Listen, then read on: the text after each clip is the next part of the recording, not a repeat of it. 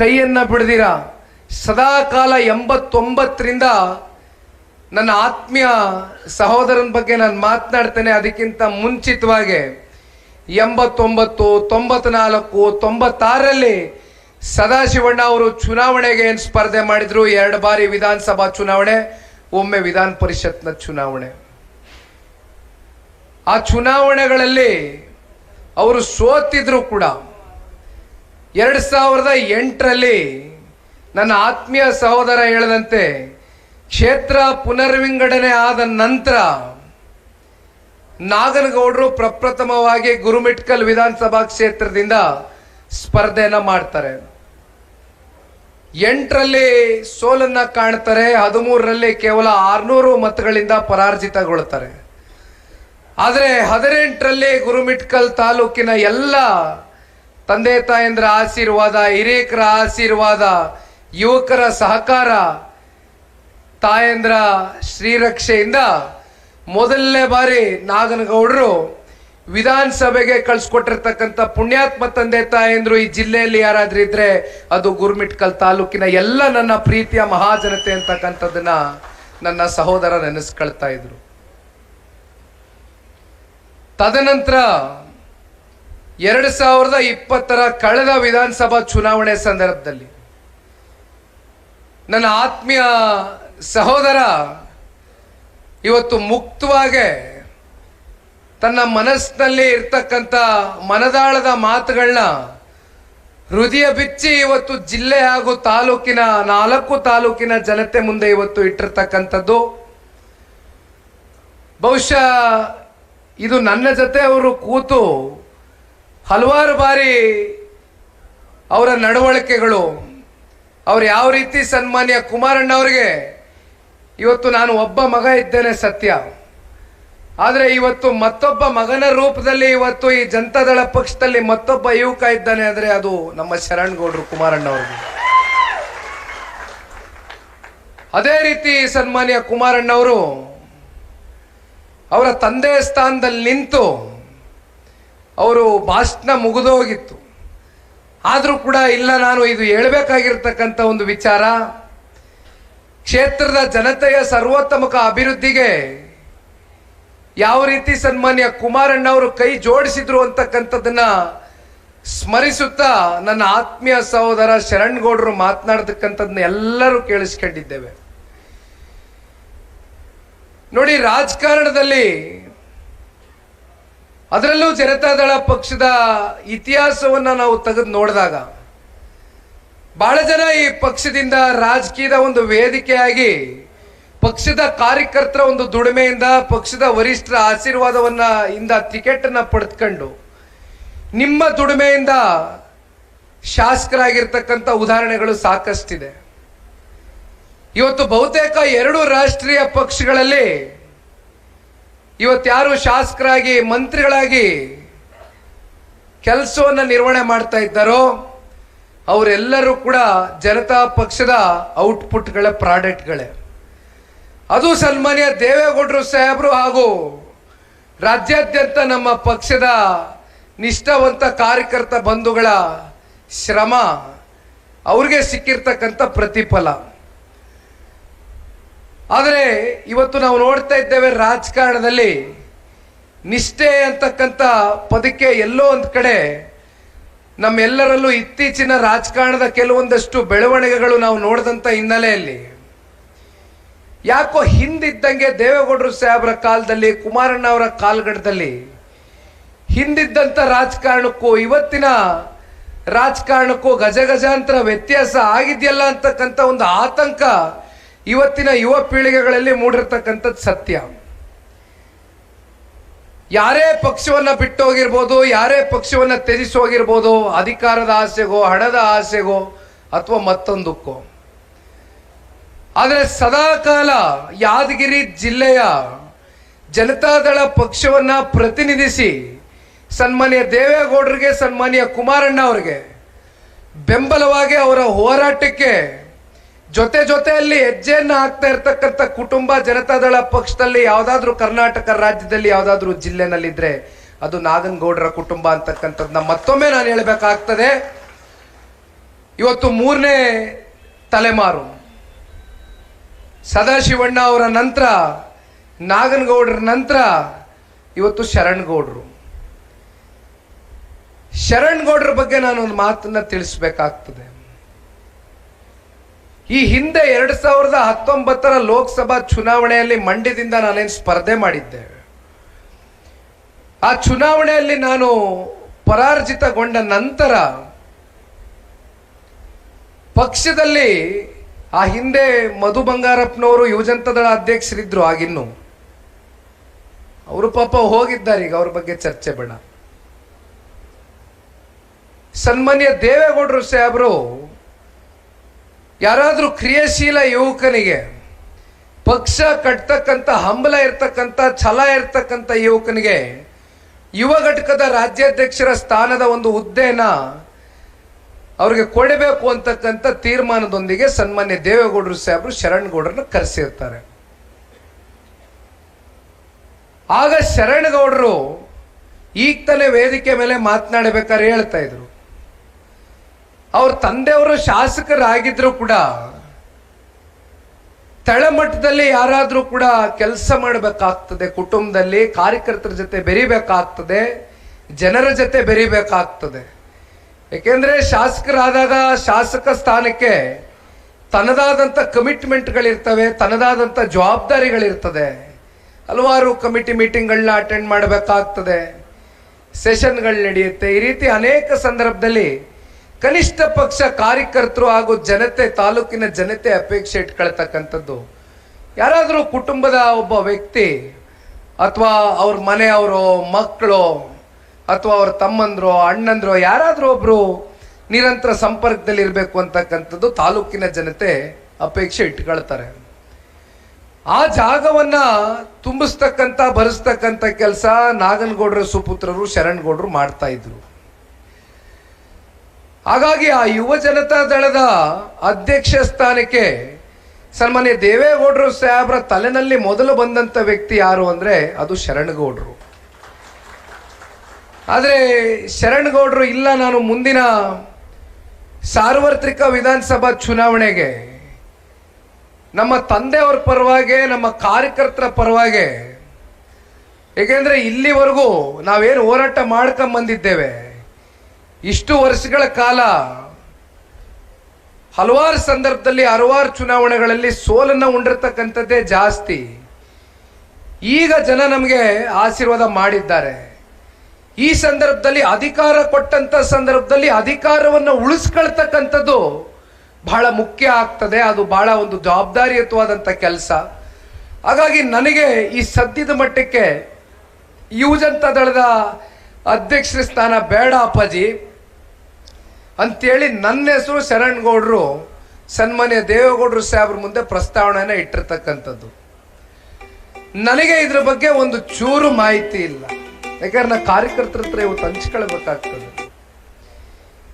ನನಗೆ ಬೆಳಗ್ಗೆ 10-10:30 ಗಂಟೆಗೆ ಕರೆ ಬರುತ್ತೆ. JP ಭವನದ ಪಕ್ಷದ ಕಚೇರಿಗೆ ಸನ್ಮಾನ್ಯ ದೇವೇಗೌಡರು ಸಾಹೇಬ್ರು ನಿಮಗೆ ಬರಕ್ಕೆ ಹೇಳ್ತಾ ಇದ್ದಾರೆ ಅಂತ ಅವರ PS ಅಂಜನಿಗೌಡರು ಫೋನ್ ಮಾಡ್ತಾರೆ ನನಗೆ. ದೊಡ್ಡವರು ಫೋನ್ ತಗೊಂಡು ಎಲ್ಲಿದೆಯಪ್ಪ, ಬೇಗ ಹೊರಟು ಬಾ ಇಲ್ಲಿ ಅಂತಂದ್ರು. ನಾನು ಹೋಗ್ತೀನಿ, ನನಗೆ ವಿಚಾರವೇ ಗೊತ್ತಿಲ್ಲ. ಮಧು ಬಂಗಾರಪ್ಪ ಯುವಜನತಾ ದಳ ರಾಜ್ಯಾಧ್ಯಕ್ಷ ಸ್ಥಾನದಿಂದ ಮತ್ತಿನ್ನೊಬ್ಬರಿಗೆ ಅದನ್ನ ದಾರಿ ಎರಿಬೇಕು ಅಂತಕ್ಕಂಥ ತೀರ್ಮಾನ ಆದಂಥ ಸಂದರ್ಭದಲ್ಲಿ ನೇರವಾಗಿ ಪ್ರೆಸ್ ಮೀಟ್ ಇದೆ, ಪ್ರೆಸ್ ನಡೀತಾ ಇದೆ JP ಭವನದಲ್ಲಿ, ನಮ್ಮ ಫಸ್ಟ್ ಫ್ಲೋರ್ನಲ್ಲಿ, ಮೊದಲನೇ ಫ್ಲೋರ್ನಲ್ಲಿ. ಕರ್ಸಿದ್ರು, ಕೂರಿಸಿದ್ರು, ನನ್ನ ಕೈ ಕೊಟ್ಬಿಟ್ರು. ಯಾಕೆ ಇದನ್ನೆಲ್ಲ ನಾನು ಹೇಳ್ತಾ ಇದ್ದೀನಿ ಅಂದ್ರೆ, ನನ್ನ ಸಹೋದರನು ಮಾತನಾಡ್ಬೇಕಾದ್ರೆ ಒಂದು ಮಾತು ಹೇಳಿದ್ರು. ತುಂಬಾ ಕಡೆ ಇವತ್ತು ಮಾಧ್ಯಮದಲ್ಲಿ ಸಾಕಷ್ಟು ಚರ್ಚೆಗಳಾಗ್ತಾ ಇದೆ.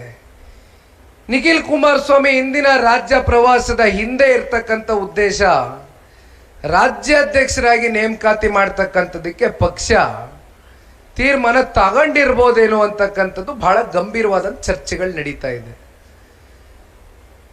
ಬಹಳ ಮುಕ್ತವಾಗಿ ಇವತ್ತು ನಾನು ಈ ಒಂದು ಮಾತನ್ನ ಹಂಚ್ಕೊಳ್ಳಿಕ್ಕೆ ಇಷ್ಟಪಡ್ತೇನೆ. ಇನ್ನು 3 ವರ್ಷಗಳ ಕಾಲ ಮುಂದಿನ ವಿಧಾನಸಭಾ ಚುನಾವಣೆಯನ್ನ ನಾವು ಎದುರು ನೋಡ್ತಾ ಇದ್ದೇವೆ. ಇವತ್ತ ಏನು ಚುನಾವಣೆ ಇಲ್ಲ.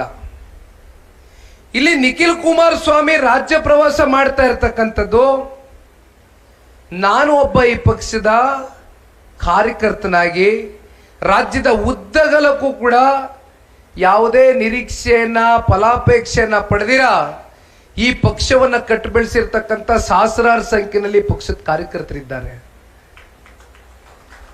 ಅವರ ಜೊತೆಯಲ್ಲಿ ಒಂದು ಬಾಂಧವ್ಯವನ್ನ ಹೊಂದಬೇಕು, ಒಂದು ಸಂಪರ್ಕವನ್ನ ಇಟ್ಕೊಳ್ಬೇಕು, ಒಂದು ಸಂಬಂಧವನ್ನ ಬೆಳೆಸಬೇಕು. ಯಾಕೆಂದ್ರೆ ನಾನು ಈಗ ತಾನೇ ಮಾತನಾಡಬೇಕಾದ್ರೆ ಹೇಳ್ತಾ ಇದ್ದೆ, 2004ರಿಂದ ಇಲ್ಲಿವರೆಗೂ ಸತತವಾಗಿ 50 ಜನಕ್ಕಿಂತ ಹೆಚ್ಚು ಜನ ಶಾಸಕರಾಗಿ ಆಯ್ಕೆಯಾಗಿ ಪಕ್ಷದಿಂದ ತಿಂದು ಉಂಡು ಮತ್ತೊಂದು ಪಕ್ಷಕ್ಕೆ ಹೋಗಿರ್ತಕ್ಕಂಥ ಉದಾಹರಣೆಗಳಿದೆ. ಆದರೂ ಕೂಡ ಪಕ್ಷ ಇಷ್ಟು ಬಲಿಷ್ಠವಾಗಿ ಇದೆ ಅಂತಕ್ಕಂಥದ್ದಾದ್ರೆ ಅದಕ್ಕೆ ಮೂಲ ಕಾರಣ ನಮ್ಮ ಪಕ್ಷದ ನಿಷ್ಠಾವಂತ ಕಾರ್ಯಕರ್ತ ಬಂಧುಗಳು. ಅವ್ರಿಗೆ ಇವತ್ತು ಗೌರವನ್ನ ಕೊಡಬೇಕಾಗಿದೆ, ನಿಮ್ಮ ಕಷ್ಟ ಕೇಳಬೇಕಾಗಿದೆ, ನಿಮ್ಮ ನೋವನ್ನ ನಾನು ಅರ್ಥ ಮಾಡ್ಕೊಳ್ಬೇಕಾಗಿದೆ. ಯಾಕೆಂದ್ರೆ ಶರಣ್ ಗೌಡ್ರು ಮಾತನಾಡಬೇಕಾದ್ರೆ ಒಂದು ವಿಚಾರವನ್ನ ಪ್ರಸ್ತಾವನೆ ಮಾಡಿದ್ದಾರೆ, ಇದು ನನ್ನ ಮನಸ್ಸಲ್ಲೂ ಕೂಡ ಬಹಳ ದಿಟ್ಟವಾಗಿ ಊರ್ಬಿಟ್ಟಿದೆ, ಮನಸ್ಸಲ್ಲಿ ಕಾಡ್ತಾ ಇದೆ ನನಗೂ ಕೂಡ. ಇದು ನನ್ನೊಬ್ಬರಿಗೆ ಅಲ್ಲ, ಸನ್ಮಾನ್ಯ ಕುಮಾರಣ್ಣ ಅವರು ಅನೇಕ ಬಾರಿ ನನ್ನ ಹತ್ರ ಚರ್ಚೆ ಮಾಡಿದ್ದಾರೆ. ಇಲ್ಲಿ ನಾಡಗೌಡರಿದ್ದಾರೆ, ಬಹಳ ಜನ ಹಿರಿಯ ಮುಖಂಡರುಗಳ ಜೊತೆ ಇದು ಪಕ್ಷದ ಚೌಕಟ್ಟಿನಲ್ಲಿ ಚರ್ಚೆ ಆಗಿರ್ತಕ್ಕಂಥ ವಿಚಾರ. ಸನ್ಮಾನ್ಯ ಕುಮಾರಣ್ಣ ಅವರು ಈ ರಾಜ್ಯದಲ್ಲಿ 2 ಬಾರಿ ಮುಖ್ಯಮಂತ್ರಿಗಳಾಗಿ ಆಯ್ಕೆ ಆಗ್ತಾರೆ. 2 ಬಾರಿಯೂ ಕೂಡ ಅತ್ಯಂತ ಕಮ್ಮಿ ಅಲ್ಪ ಅವಧಿ ಆಡಳಿತ ಮಾಡಿರ್ತಕ್ಕಂಥದ್ದು. ಶರಣ್ ಗೌಡರು ಮಾತನಾಡಬೇಕಾದ್ರೆ ಹೇಳಿದ್ರು, ನನ್ನ ತಾಲೂಕು ಮಟ್ಟದಲ್ಲಿ ನಾನು ಯಾವ ರೀತಿ ಅವರಿಗೆ ಅಧಿಕಾರವನ್ನ ಕೊಡಿಸ್ಲಿಕ್ಕಾಗ್ತದೆ, ಯಾವ ಸ್ಥಳೀಯ ಚುನಾವಣೆಗಳಲ್ಲಿ ನಾನು ಅವರ ಕೈಯನ್ನ ಬಿಡದಿರ ಅವರ ಜೊತೆಯಲ್ಲಿ ನಿಂತು ಪ್ರಾಮಾಣಿಕವಾಗಿ ಅವರಿಗೆ ಅಧಿಕಾರವನ್ನ ಕೊಡಿಸಿದ್ದೇನೆ. ಆದರೆ ಮುಂದುವರೆದ ಭಾಗವಾಗಿ ನಮ್ಮ ಕಾರ್ಯಕರ್ತರಿಂದಲೇ ಮುಂದಿನ ದಿನಗಳಲ್ಲಿ 2028ರ ಚುನಾವಣೆ, ನಿಮ್ಮೆಲ್ಲರ ಹೋರಾಟದ ಶ್ರಮ ಮುಂದಿನ ಚುನಾವಣೆಯಲ್ಲಿ 100ಕ್ಕೆ 100 ಜನತಾದಳ ಪಕ್ಷ ಮತ್ತೆ ನಮ್ಮ ಮಿತ್ರ ಪಕ್ಷವಾಗಿರ್ತಕ್ಕಂಥ ಭಾರತೀಯ ಜನತಾ ಪಾರ್ಟಿಯ ಸರ್ಕಾರ ರಚನೆ ಮಾಡ್ತಕ್ಕಂಥದ್ರಲ್ಲಿ ಯಾವುದೇ ಅನುಮಾನ ಇಲ್ಲ. ನಿಮ್ಮ ದುಡಿಮೆ, ನಿಮ್ಮ ಶ್ರಮ ಗುರುತಿಸ್ತಕ್ಕಂಥ ದಿನ ಬಹಳ ದೂರ ಇಲ್ಲ. ನಿಮ್ಮ ಕೈಯಲ್ಲಿ ಅಧಿಕಾರದ ಚುಕ್ಕಾಣಿಯನ್ನ ಕೊಟ್ಟು ಈ ಸಮಾಜವನ್ನ ಕಟ್ಟತಕ್ಕಂಥ ಕೆಲಸ ಮುಂದಿನ ದಿನಗಳಲ್ಲಿ ಜನತಾದಳ ಪಕ್ಷ ಮಾಡುತ್ತೆ. ಅದು ಬಹಳ ಸ್ಪಷ್ಟವಾಗಿ ಇವತ್ತು ನಿಖಿಲ್ ಕುಮಾರಸ್ವಾಮಿ ಹೇಳಲಿಕ್ಕೆ ಬಯಸ್ತಾನೆ. ರಾಜ್ಯಾಧ್ಯಕ್ಷರ ವಿಚಾರವಾಗಿ ನಾನು ಈಗಲೂ ಕೂಡ ಮತ್ತೆ ಮುಕ್ತವಾಗಿ ಚರ್ಚೆ ಮಾಡ್ತೇನೆ. ಸನ್ಮಾನ್ಯ ಕುಮಾರಣ್ಣ ಅವರು ಜನತಾದಳ ಪಕ್ಷದ ರಾಜ್ಯಾಧ್ಯಕ್ಷರಾಗಿದ್ದಾರೆ. ನಾನು ಒಪ್ಕೊಳ್ತೇನೆ, ಸನ್ಮಾನ್ಯ ಕುಮಾರಣ್ಣ ಅವರು ಕೇಂದ್ರಕ್ಕೆ ಹೋಗಿದ್ದಾರೆ, ಅನಿರೀಕ್ಷಿತವಾದಂಥ ಲೋಕಸಭಾ ಚುನಾವಣೆ ಎದುರು ನೋಡ್ತಾರೆ. ಕುಮಾರಣ್ಣನ ವಿಧಾನಸೌಧದಿಂದ ಯಾವ ಕಾರಣಕ್ಕೂ ವಿಧಾನಸಭೆಯಿಂದ ಕಳಿಸಬಾರದು ಅಂತಕ್ಕಂಥದ್ನ ಬಹಳ ಸಾಕಷ್ಟು ಕೂಗು ನಮ್ಮ ಶಾಸಕ ಮಿತ್ರರು ಒತ್ತಡಗಳನ್ನ ಹಾಕಿದ್ರು. ಅದಕ್ಕೆ ಕಾರಣ ಇವತ್ತು ಆಗ್ತಾ ಇರ್ತಕ್ಕಂಥ ಈ ಕಾಂಗ್ರೆಸ್ನಲ್ಲಿ ಕೆಲವೊಂದಷ್ಟು ಬೆಳವಣಿಗೆಗಳು, ಯಾವ ರೀತಿ ಸರ್ಕಾರ ಹಂತ ಹಂತದಲ್ಲೂ ಎಡವಿದೆ, ಹಂತ ಹಂತದ ವೈಫಲ್ಯತೆಗಳು, ಭ್ರಷ್ಟಾಚಾರ, ದುರಾಡಳಿತ, ಇವೆಲ್ಲವನ್ನ ನಾವು ನೋಡ್ತಾ ಇದ್ದೇವೆ.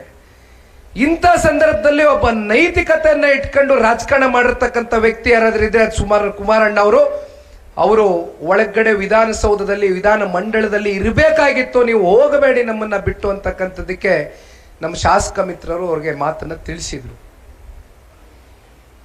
ಆದ್ರೆ ಕೊನೆಯ ಕಾಲಘಟ್ಟದಲ್ಲಿ ಪಕ್ಷವನ್ನ ಉಳಿಸಲೇಬೇಕು ಅಂತಕ್ಕಂಥ ನಿರ್ಣಯಕ್ಕೆ ತಲೆಬಾಗಿ ಸನ್ಮಾನ್ಯ ಕುಮಾರಣ್ಣ ಅವರು ನಮ್ಮ ಮಾತೃ ಜಿಲ್ಲೆ ಆಗಿರ್ತಕ್ಕಂಥ ಮಂಡ್ಯ ಜಿಲ್ಲೆಯ ನನ್ನ ಆತ್ಮೀಯ ಕಾರ್ಯಕರ್ತ ಬಂಧುಗಳ ಒಂದು ಪ್ರೀತಿ ಅಭಿಲಾಷೆ, ಅದಕ್ಕೆ ಮಣಿದು ಸನ್ಮಾನ್ಯ ಕುಮಾರಣ್ಣವರು ಮಂಡ್ಯದಿಂದ ಏನು ಸ್ಪರ್ಧೆ ಮಾಡ್ತಾರೆ. ದೇಶದ ಗೌರವಾನ್ವಿತ ಪ್ರಧಾನಮಂತ್ರಿಗಳು ಶ್ರೀ ನರೇಂದ್ರ ಮೋದಿಜಿಯವರ ಕಳೆದ 11 ವರ್ಷದ ಆಡಳಿತ ವೈಖರಿಯನ್ನ ಇಡೀ ಭಾರತ ರಾಷ್ಟ್ರ ಇವತ್ತು ಮೆಚ್ಚಿದೆ. ಇತಿಹಾಸದ ಪುಟಗಳಲ್ಲಿ ನರೇಂದ್ರ ಮೋದಿಜಿಯವರು ಇವತ್ತು ಕೊಡ್ತಾ ಇರ್ತಕ್ಕಂಥ ಕಾರ್ಯಕ್ರಮಗಳು, ಯೋಜನೆಗಳು ಯಾರು ಕೂಡ ಅಳಿಸ್ಲಿಕ್ಕಾಗೋದಿಲ್ಲ. ಸನ್ಮಾನ್ಯ ದೇವೇಗೌಡರು ಅಂತಕ್ಕಂಥ ನಾಯಕ ಕಳೆದ ಸಂಸತ್ತು ಚುನಾವಣೆಯಲ್ಲಿ ಭಾರತೀಯ ಜನತಾ ಪಾರ್ಟಿ ಎಂದೇ NDAಯ ಮಿತ್ರಕೂಟದ ಭಾಗವಾಗಿ ಇವತ್ತು ಜನತಾದಳ ಪಕ್ಷವು ಕೂಡ ಇವತ್ತು ಏನು ಸೇರ್ಕೊಂಡಿದ್ದೆ, ನಾವು ಒಂದು ಬೆಂಬಲವನ್ನು ಕೊಟ್ಟಿದ್ದೇವೆ. ನರೇಂದ್ರ ಮೋದಿಜಿಯವರ ಆಡಳಿತವನ್ನು ಮೆಚ್ಚಿ ಅವ್ರ ಜೊತೆನಲ್ಲಿ ಹೋಗಿದ್ದೇವೆ. ಭಾರತ ರಾಷ್ಟ್ರ ಅತಿ ದೊಡ್ಡ ಆರ್ಥಿಕ ಶಕ್ತಿಯಾಗಿ ಪರಿವರ್ತನೆ ಆಗಬೇಕು ಅಂತಕ್ಕಂಥ ಕಲ್ಪನೆಯನ್ನ ನರೇಂದ್ರ ಮೋದಿಜಿಯವರು ಇಟ್ಕೊಂಡಿದ್ದಾರೆ. ಅದಕ್ಕೆ ಪೂರಕವಾಗಿ ಈಗ 4ನೇ ಸ್ಥಾನದಲ್ಲಿ ಭಾರತ ದೇಶ ಅತಿ ದೊಡ್ಡ ಆರ್ಥಿಕ ಶಕ್ತಿಯಾಗಿ ಬೆಳೆದಿದೆ. ಮುಂದಿನ ದಿನಗಳಲ್ಲಿ ಅದು ನಂಬರ್ 1 ಸ್ಥಾನಕ್ಕೆ ಹೋಗಿ ತಲುಪಬೇಕು ಅಂತಕ್ಕಂಥದ್ದು ನರೇಂದ್ರ ಮೋದಿಜಿಯವರ ಕಲ್ಪನೆ. ಅದಕ್ಕೆ ಇವತ್ತು ಸನ್ಮಾನ್ಯ ದೇವೇಗೌಡರು ಸಾಹೇಬರು ತಗೊಂಡಿರ್ತಕ್ಕಂಥ ನಿರ್ಣಯ, ಕಳೆದ ಸಂಸತ್ ಚುನಾವಣೆಯಲ್ಲಿ ಜನತಾದಳ ಪಕ್ಷ ಹಾಗೂ ಭಾರತೀಯ ಜನತಾ ಪಾರ್ಟಿಯ ಮಿತ್ರತ್ವ, ನಮ್ಮ ಪಕ್ಷದ ತಳಮಟ್ಟದ ಕಾರ್ಯಕರ್ತರ ಒಂದು ಹೊಂದಾಣಿಕೆ, ಆರೋಗ್ಯಕರವಾದಂಥ ಒಂದು ಚುನಾವಣೆ, ಜೊತೆಯಲ್ಲಿ ನಮ್ಮ ಕನ್ನಡ ನಾಡಿನ 7.5 ಕೋಟಿ ಕನ್ನಡಿಗರು ಇದನ್ನ ಒಪ್ಕೊಂಡಿದ್ದಾರೆ ಅಂತಕ್ಕಂಥದ್ದಕ್ಕೆ ಒಂದು ಸಣ್ಣ ಉದಾಹರಣೆ. 19 ಜನ ಸಂಸದರನ್ನ ಇವತ್ತು ನರೇಂದ್ರ ಮೋದಿಜಿ ಅವರಿಗೆ ಕನ್ನಡ ನಾಡಿನ ಜನತೆ ಉಡುಗೊರೆಯಾಗಿ ಕೊಟ್ಟಿರ್ತಕ್ಕಂಥದ್ದು. ಅದರ ಮುಂದುವರೆದ ಭಾಗವಾಗಿ ಬಹಳ ಜನಕ್ಕೆ ಗೊತ್ತಿಲ್ಲ, 19 ಸಂಸದರು ಅಂತ ಅನ್ಕೊಳ್ತೇವೆ, ಆದರೆ 151 ವಿಧಾನಸಭಾ ಕ್ಷೇತ್ರಗಳ ಪೈಕಿ 151 ವಿಧಾನಸಭಾ ಕ್ಷೇತ್ರದಲ್ಲೂ ಕೂಡ NDA ಅಭ್ಯರ್ಥಿಗಳು ಲೀಡನ್ನ ತಗೊಂಡಿದ್ದಾರೆ, ಪ್ರಚಂಡ ಬಹುಮತವನ್ನ ಪಡೆದಿದ್ದಾರೆ. ಅಂದ್ರೆ ಇದು ಮುಂದಿನ 2028ರ ದಿಕ್ಸೂಚಿ ಅಂತಕ್ಕಂಥದ್ದು ನಾವು ಯಾರು ಕೂಡ ಮರಿಬಾರದು. ಅದೇ ತರ ಇವತ್ತು ಇಲ್ಲಿ ಶರಣ್ಗೌಡರು ಕೂಡ ತಾಲೂಕಿನಲ್ಲಿ NDA ಮಿತ್ರ ಪಕ್ಷದ ಅಭ್ಯರ್ಥಿಗಳಿಗೆ 17,000 ಅಂತರದ ಒಂದು ಲೀಡನ್ನ ಅವರ ನೇತೃತ್ವದಲ್ಲಿ ನಿಮ್ಮೆಲ್ಲರ ಹೋರಾಟದ ಹಿನ್ನೆಲೆಯಲ್ಲಿ ಕೊಟ್ಟಿರ್ತಕ್ಕಂಥದ್ದು ಕೂಡ ನಾವು ಮರೀಲಿಕ್ಕಿಲ್ಲ. ಕೊಟ್ಟ ಮೇಲೆ ಕಿರಿಕಿರಿ ಜಾಸ್ತಿ ಆಗಿದೆ ಅಂತಾರೆ ಸಹೋದರ. ರಾಜಕಾರಣದಲ್ಲಿ ಸವಾಲುಗಳು ಸ್ವಾಭಾವಿಕ. ಯಾರು ಸವಾಲನ್ನ ಸ್ವೀಕಾರ ಮಾಡಿ ಅದನ್ನ ಮೆಟ್ ನಿಲ್ತಾನೋ ಅವನು ದೀರ್ಘಕಾಲ ಜನರ ಹೃದಯದಲ್ಲಿ ಉಳಿತಾನಂತೆ. ಚುನಾವಣೆಗಳಲ್ಲಿ ಏಳು ಬೀಳುವಂತಕ್ಕಂಥದ್ದು ಸರ್ವೇ ಸಾಮಾನ್ಯ, ಅದನ್ನ ಸಮಚಿತವಾಗಿ ತಗೊಂಡು ಹೋಗಬೇಕಾಗ್ತದೆ. ಕೇವಲ ನಾವು ಚುನಾವಣೆಯಲ್ಲಿ ಗೆದ್ರೆ ಮಾತ್ರ ರಾಜಕಾರಣದಲ್ಲಿ ಮುಂದುವರಿಬೇಕು, ಇಲ್ಲಾಂದ್ರೆ ತಟಸ್ಥ ಆಗಬೇಕು ಅಂತಕ್ಕಂಥ ಮನಸ್ಥಿತಿ ಇಟ್ಕೊಂಡ್ರೆ ಅಂತವ್ರು ರಾಜಕಾರಣಕ್ಕೆ ಬರಬಾರದು. ಯಾಕಂದ್ರೆ ಜನ ಎಷ್ಟೋ ಸಂದರ್ಭದಲ್ಲಿ ನಮಗೂ ಮತ ಹಾಕಿರ್ತಾರೆ, ನಮ್ಮನ್ನು ಪ್ರೀತಿಸ್ತಕ್ಕಂಥ ವರ್ಗ ಇರ್ತಾರೆ, ನಮ್ಮನ್ನು ನಂಬಿರ್ತಕ್ಕಂಥ ಕಾರ್ಯಕರ್ತರು ಇರ್ತಾರೆ, ಅವ್ರಿಗೆ ಮೋಸ ಮಾಡಬಾರ್ದು.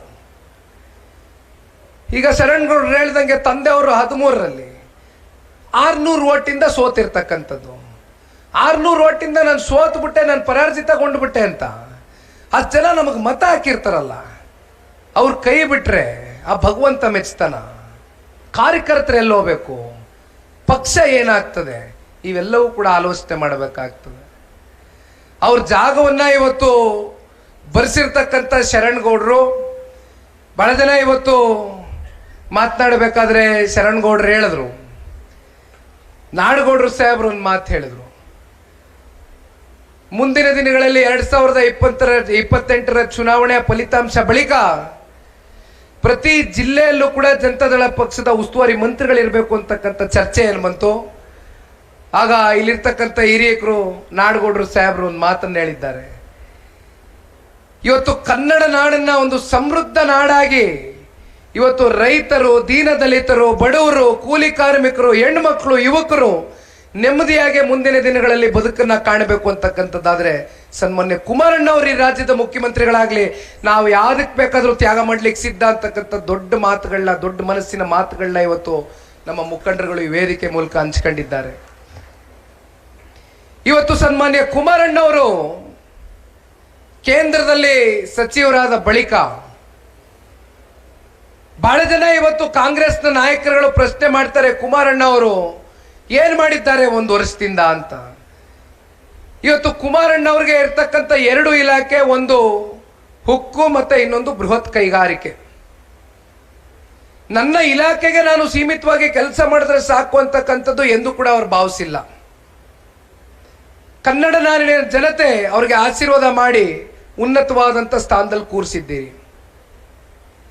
ವಿಶೇಷವಾಗಿ ನಮ್ಮ ಜನತಾದಳ ಪಕ್ಷ ಹುಟ್ಟಿರ್ತಕ್ಕಂಥದ್ದು, ಉಸಿರಾಡ್ತಾ ಇರ್ತಕ್ಕಂಥದ್ದು, ಮುಂದಿನ ದಿನಗಳಲ್ಲಿ ಎಂದೂ ಕೂಡ ಶಾಶ್ವತವಾಗಿ ದನಿಯನ್ನು ಗೂಡಿಸ್ತಕ್ಕಂಥದ್ದು ರೈತರ ಪರವಾಗಿ ಅಂತಕ್ಕಂಥದ್ದನ್ನ ಅನೇಕ ಸಂದರ್ಭದಲ್ಲಿ ಸಾಬೀತು ಮಾಡಿದ್ದೀವಿ. ಅದಕ್ಕೆ 2-3 ಉದಾಹರಣೆಗಳು ಇತ್ತೀಚಿನ ದಿನಗಳಲ್ಲಿ ಆದಂಥದ್ದನ್ನ ಕೊಡ್ಲಿಕ್ಕೆ ಬಯಸ್ತೇನೆ. ತಂಬಾಕು ಬೆಳೆಗಾರರು ತಂಬಾಕುವನ್ನ ಬೆಳೆದಿದ್ರು, ಅವ್ರಿಗೆ ಬೆಂಬಲ ಬೆಲೆ ನಿಗದಿ ಆಗಿರಲಿಲ್ಲ. ರೈತರು ಬೆಳೆದಂತ ಬೆಳೆ ಸಂಪೂರ್ಣವಾಗಿ ಚೆಲ್ಲಿದ್ರು, ಅವರು ಬೆಳೆದಂತ ಪ್ರೊಡಕ್ಷನ್ ಖರೀದಿ ಆಗಿರಲಿಲ್ಲ.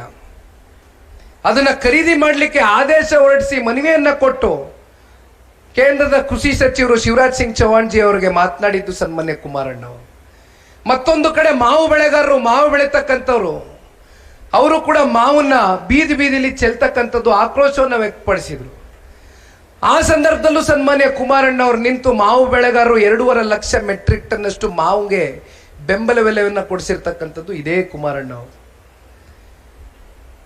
ಇಲ್ಲಿರ್ತಕ್ಕಂಥ ಪ್ರಭಾವಿ ನಾಯಕರು ಎಷ್ಟು ವರ್ಷ ರಾಜಕಾರಣದಲ್ಲಿ ಅವರಿಗೆ ಜಿಲ್ಲೆಯ ಜನತೆ ಶಾಸಕ ಸ್ಥಾನವನ್ನು ಎಸ್ಸಲಿ ಕೊಟ್ಟಿದ್ದೀರಿ, ಎಸ್ಸಲಿ ಸಂಸದರಾಗಿ ಆಯ್ಕೆ ಮಾಡಿದ್ದೀರಿ, ದೀರ್ಘ ಕಾಲ ಆಡಳಿತ ಪಕ್ಷದಲ್ಲಿ ಕೆಲಸ ಮಾಡಿದ್ದಾರೆ. ಆದ್ರೆ ಯಾವ ರೀತಿ ಇವತ್ತು ಅಧಿಕಾರಿಗಳನ್ನ ಇಲ್ಲಿ ನಡೆಸ್ಕೊಳ್ತಾ ಇದ್ದಾರೆ ಅಂತಕ್ಕಂಥದ್ದು ನಾನು ಶರಣ್ಗೌಡ್ರಿಗೂ ಕೂಡ ಕೇಳ್ತಾ ಇದ್ದೆ, ನನಗೂ ವಿಷಯ ಮುಟ್ತು, ಎಲ್ಲ ಪತ್ರಿಕೆಗಳಲ್ಲಿ ಓದಿದ್ದೆ, ಹಾಗಾಗಿ ಅವ್ರಿಗೆ ಕೇಳಿದೆ. ನಿಷ್ಠಾವಂತ ಅಧಿಕಾರಿಗಳು ಪಾರದರ್ಶಕವಾಗಿ ಕೆಲಸ ಮಾಡ್ತಕ್ಕಂಥದಕ್ಕೆ ಒಂದು ಉಸಿರುಕಟ್ಟು ವಾತಾವರಣ ಈ ಸರ್ಕಾರದಲ್ಲಿ ಇಡೀ ರಾಜ್ಯದಲ್ಲಿ ಎಲ್ಲೆಡೆ ಕೂಡ ನೋಡ್ತಾ ಇದ್ದೇವೆ. ಅದಕ್ಕೆ ಯಾದಗಿರಿ ಜಿಲ್ಲೆಯಲ್ಲಿ ನಮ್ಮ ಮಂಡ್ಯ ಜಿಲ್ಲೆಯ SP ಶಂಕರ್ ಅವರು ಇಲ್ಲಿ ಕೆಲಸ ಮಾಡ್ತಾ ಇದ್ದಾರೆ. ಬಹುಶಃ 7-8 ತಿಂಗಳ ಕಾಲ ಇಲ್ಲಿ ಸರ್ವಿಸ್ ಮಾಡಿದ್ದಾರೆ ಈಗಾಗಲೇ.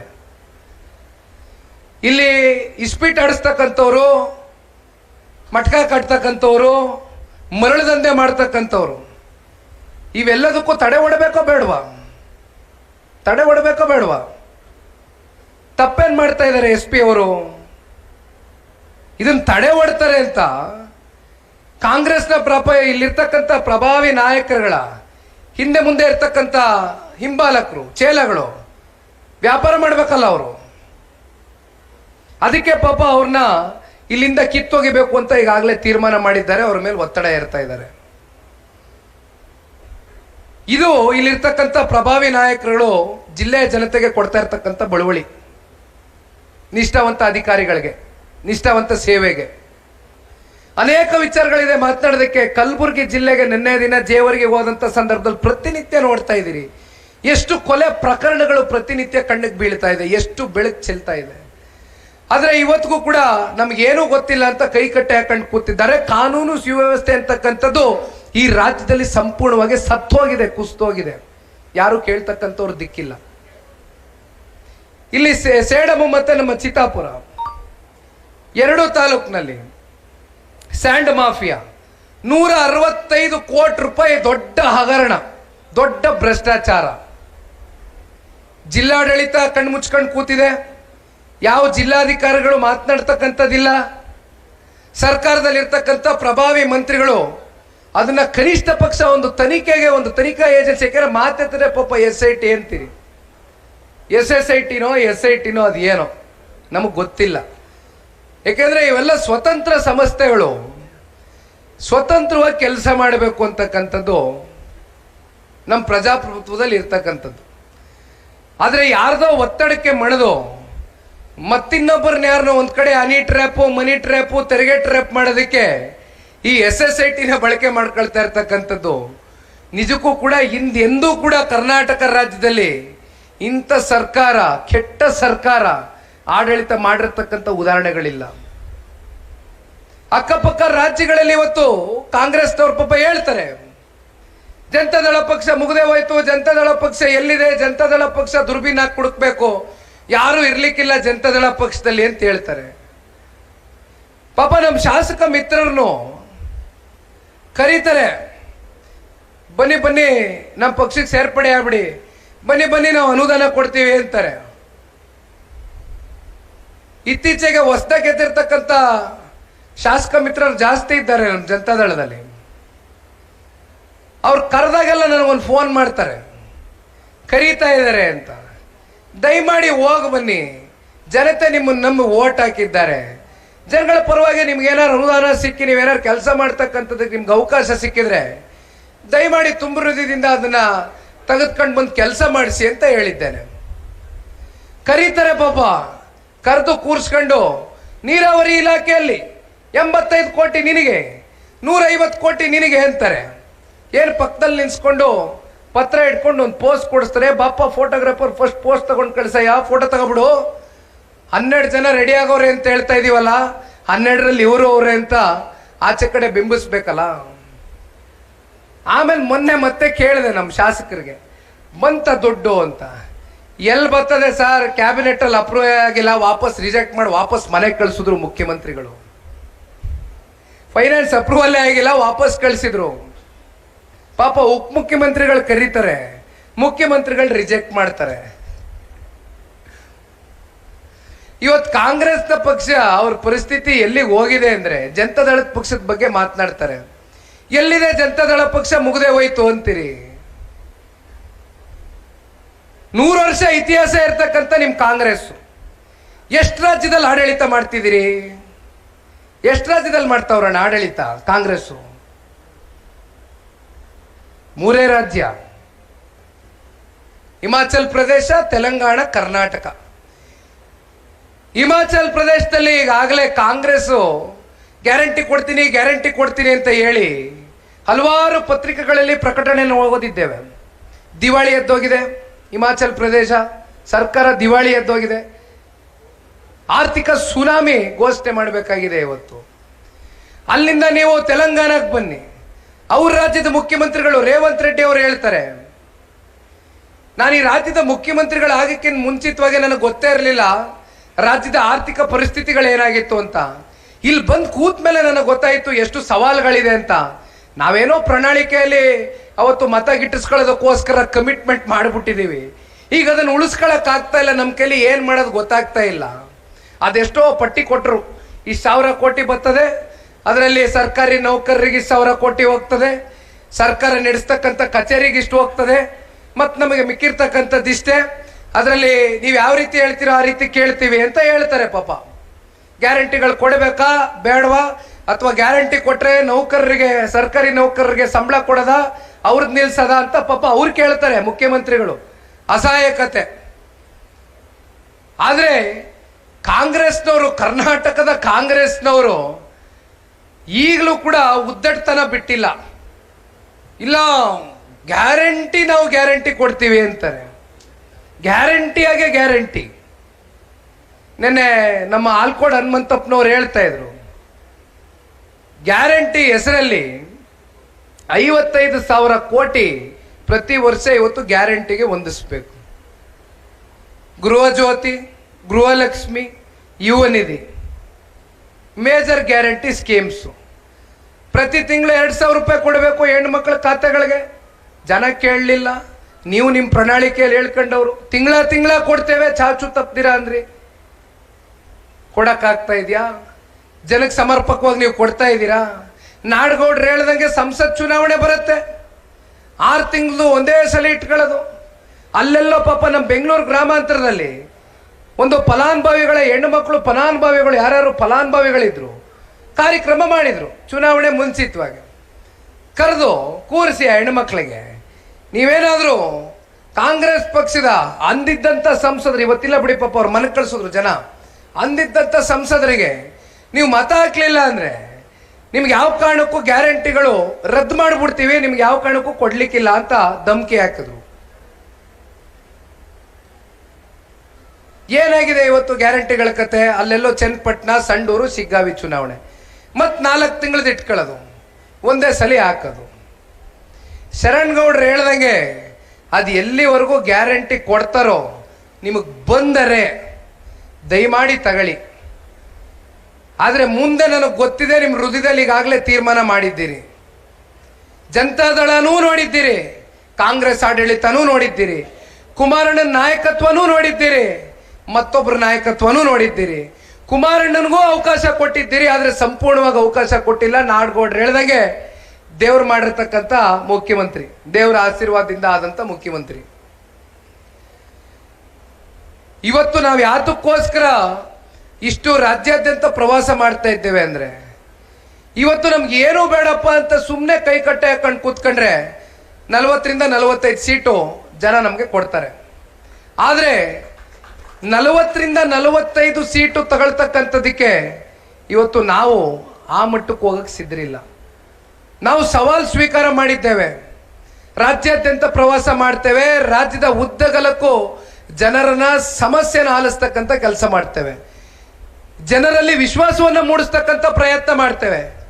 ಮುಂದೊಂದು ದಿನ ಜನ ನಮ್ಗೆ ಆಶೀರ್ವಾದ ಮಾಡಿದಂಥ ದಿನ 100ಕ್ಕೆ 100 ಈ ನಾಡಿನ ರೈತರ ಪರವಾಗಿ, ಹೆಣ್ಣುಮಕ್ಕಳ ಪರವಾಗಿ, ಯುವಕರ ಪರವಾಗಿ ಪ್ರಾಮಾಣಿಕ ಧ್ವನಿ ಎತ್ತಕ್ಕಂಥ ಕೆಲಸ ಹಿಂದೆನೂ ಮಾಡಿದ್ದೇವೆ, ಮುಂದೆನೂ ಮಾಡ್ತೇವೆ. ಇನ್ನು ಹೆಚ್ಚು 2.5 ಗಂಟೆ ಆಗೋಯ್ತು. ದಯಮಾಡಿ ಮಾತನಾಡ್ತಾ ಇದ್ರೆ ಏನು ಬೇಕಾದ್ರೂ ಮಾತನಾಡ್ಬೋದು. ಆದರೆ ಶಾಪುರಕ್ಕೆ ಹೋಗಬೇಕಾಗಿದೆ. ಶಾಪುರದಲ್ಲಿ ಒಂದು ಬಹುಶಃ ಬೈಕ್ ರ್ಯಾಲಿಯನ್ನು ಮಾಡ್ಕೊಂಡು ಅಲ್ಲೂ ಕೂಡ ಈ ಸಭೆಯನ್ನ ಆಯೋಜನೆ ಮಾಡ್ಕೊಂಡಿದ್ದಾರೆ. ಒಂದು ಶರಣಗೌಡರು ಹೇಳ್ತಾ ಇದ್ರು, ಕಳೆದ ಬಾರಿ ಸನ್ಮಾನ್ಯ ಕುಮಾರಣ್ಣ ಅವರು ಬಂದಂತ ಸಂದರ್ಭದಲ್ಲಿ ಅವ್ರು ಯಾವತ್ತೇ ಬಂದಿದ್ರು ಕೂಡ ಕನಿಷ್ಠ ಪಕ್ಷ 25,000 ಜನ ಇಲ್ದಿರ ನಾವು ಯಾವತ್ತೂ ಕೂಡ ಸಭೆ ಮಾಡಿಲ್ಲ. ಇದೇ ಮೊದಲನೇ ಬಾರಿ ನಾನು ಕ್ಲೋಸ್ ಡೋರ್ ಸಭೆ ಮಾಡ್ತಾ ಇದ್ದೀನಿ ಅಂತ ಹೇಳಿದ್ರು. ಆದರೆ ನಾನು ಎಲ್ಲ ನಮ್ಮ ಪಕ್ಷದ ಅಭ್ಯರ್ಥಿಗಳು, ಶಾಸಕರು, ಮಾಜಿ ಶಾಸಕರು ಮನವಿ ಮಾಡಿದ್ದು, ನನಗೆ ದೊಡ್ಡ ಮಟ್ಟದ ಸಮಾವೇಶಗಳು ಇವತ್ತು ನಾವು ಮಾಡಬೇಕಾಗಿಲ್ಲ. ನನಗೆ ಬೇಕಾಗಿರ್ತಕ್ಕಂಥದ್ದು ಇಲ್ಲಿ ದುಡಿತಾ ಇರ್ತಕ್ಕಂಥ ಹಿರಿಜೀವಿಗಳು ಯಾರಿದ್ದಾರೆ, ನನ್ನ ಯುವಕ ಮಿತ್ರರು ಯಾರಿದ್ದಾರೆ, ಎಲ್ಲ ನಮ್ಮ ಮಹಿಳೆಯರು, ನಮ್ಮ ತಾಯಂದ್ರು, ಅಕ್ಕ ತಂಗಿಯರು ಯಾರಿದ್ದಾರೆ, ಅವ್ರಿಗೆ ಇವತ್ತು ಪಕ್ಷವನ್ನ ಸಂಘಟನೆ ಮಾಡ್ತಕ್ಕಂಥದಕ್ಕೆ ನಮ್ಮ ಕಡೆಯಿಂದ ಇವತ್ತಿನಿಂದ ಒಂದು ಸಣ್ಣ ಸಂದೇಶದ ರೀತಿ ಒಂದು ಸಭೆಯನ್ನು ಆಯೋಜನೆ ಮಾಡಿ ಮುಂಬರ್ತಕ್ಕಂಥ ದಿನಗಳಲ್ಲಿ ದೊಡ್ಡ ಸಮಾವೇಶಗಳು ಮಾಡ್ತಕ್ಕಂಥ ದಿನವೂ ಕೂಡ ಬರುತ್ತೆ. ಹಾಗಾಗಿ ಹೆಚ್ಚಾಗಿ ಒತ್ತಡ ತಗೊಳ್ತಕ್ಕಂಥದ್ದು ಬೇಡ. ಯಾಕೆಂದ್ರೆ ಇವತ್ತು ಒಂದು ಮಾತನ್ನ ಎಲ್ಲರೂ ಮಾತಾಡ್ಬೇಕಾದ್ರೆ ಹೇಳ್ತಾ ಇದ್ರು ಹಿರಿಯರು, ದೇವೇಗೌಡರು ಬಿತ್ತನೆ ಮಾಡಿರ್ತಕ್ಕಂಥ ಬೀಜ ಅಂತಿಂತ ಬೀಜ ಅಲ್ಲ. ದೇವೇಗೌಡರು ಬಿತ್ತನೆ ಮಾಡಿರ್ತಕ್ಕಂಥ ಬೀಜ ಪ್ರಾಮಾಣಿಕರು, ನಿಷ್ಠಾವಂತರು. ಅದನ್ನ ಅನೇಕ ಚುನಾವಣೆಗಳಲ್ಲಿ, ಅನೇಕ ಸಭೆಗಳಲ್ಲಿ ಸಾಬೀತು ಮಾಡಿದ್ದೀರಿ. ಅದರಲ್ಲಿ ಒಂದು ಉದಾಹರಣೆ ಇವತ್ತು ಯಾದಗಿರಿ ಜಿಲ್ಲೆಯಲ್ಲಿ ಸೇರಿರ್ತಕ್ಕಂಥ ಎಲ್ಲ ನಮ್ಮ ಪಕ್ಷದ ಹಿರಿ ಜೀವಗಳು, ಯುವಕರು, ಹೆಣ್ಮಕ್ಳು ಈ ಒಂದು ಸಭೆನ ಇಷ್ಟೊಂದು ಅಚ್ಚುಕಟ್ಟಾಗಿ, ಇಷ್ಟೊಂದು ಯಶಸ್ವಿಯಾಗಿ ನಡೆಸ್ಕೊಡ್ತಕ್ಕಂಥದಕ್ಕೆ ನೀವೆಲ್ಲ ಪ್ರಮುಖವಾದಂಥ ಕಾರಣಕರ್ತರೇನಾಗಿದ್ದೀರಿ. ಶರಣಗೌಡರು ನಾಲ್ಗೆ ಮೇಲೆ ನಂಬರ್ ಇದೆ, ಎಲ್ಲೋದ್ರೂ ಕೂಡ ಪಟಪಟ್ನೇ ಹೇಳ್ತಾರೆ ನಂಬರು. ನಾನು ನಂಬರು ದಯಮಾಡಿ ಎಲ್ಲರೂ ಇವತ್ತು ಸದಸ್ಯತ್ವ ನೋಂದಣಿಯ ಅಭಿಯಾನ ಇವತ್ತು ಇಡೀ ರಾಜ್ಯದಲ್ಲಿ 50 ಲಕ್ಷ ಗುರಿಯನ್ನ ದಾಟಬೇಕು ಅಂತಕ್ಕಂಥ ಛಲವನ್ನ ಹೊತ್ಕೊಂಡು ಇವತ್ತು ಸವಾಲನ್ನ ಸ್ವೀಕಾರ ಮಾಡಿ ಹೊರಟಿದ್ದೇವೆ. ದಯಮಾಡಿ ನೀವೆಲ್ಲರೂ ಇಲ್ಲಿನಿಂದನೇ ಒಂದು ನಿಮ್ಮ ಫೋನ್ಗಳನ್ನ ಕೈಯಲ್ಲಿ ಎದುರಿಸಿ ನಿಂತು ಕಾರ್ಯಕರ್ತ